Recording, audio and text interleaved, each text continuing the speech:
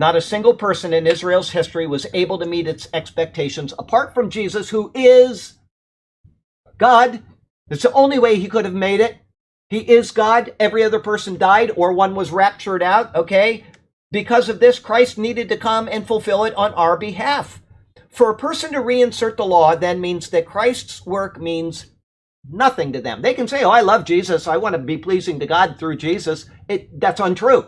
That is a lie. It is not true if they say that I am going to give up on these things in order to be saved, in order to continue to keep my salvation. It means they do not love Jesus. They have enmity with him because of that precept. Because if Christ fulfilled all those things and they are now trying to re-fulfill it, then it means that they have enmity with him. Okay? That's all that means. For a person to reinsert the law then means that Christ's work means nothing to them. It is the ultimate slap in God's face. The ultimate slap. Those who would do this have attempted to reverse the order of what God intended. This is seen from the hand of Paul in 1 Corinthians chapter 15. We'll go there really quickly, see what I was referring to. These pages are small, so it's going to take a while for me to get used to this, folks. 1 Corinthians 15 and verse 46. However, the spiritual is not first, but the natural, and afterward the spiritual. I'll go on. The first man was of the earth, made of dust. The second man is the Lord from heaven. As was the man of dust, so also are those who are made of dust. And as is the heavenly man, so are also those who are heavenly. And as we have borne the image of the man of dust, we shall also bear the image of the heavenly man. But they have taken that and they have turned it backwards.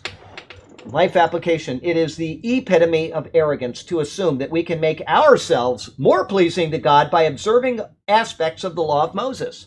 Christ fulfilled it, and so placing our faith in his work is the only thing that we can do in order to be pleasing to him in this regard. Think it through. Think logically. Trust Christ, keep the observances and exhortations that you follow from the New Testament, and reject anyone who would tell you that it is right and proper to reinsert the law of Moses, in part or in whole, in order to be in a right standing with God. Reject them. As a matter of fact, people start arguing that on my wall, they'd be gone. I don't mind going to somebody else's wall, but I'm sorry, I'm not going to have somebody saying something that is heretical. And this is clearly heretical on my wall on Facebook. I'm not going to do it. I'd rather have a Democrat tell me why I shouldn't vote for Trump than that.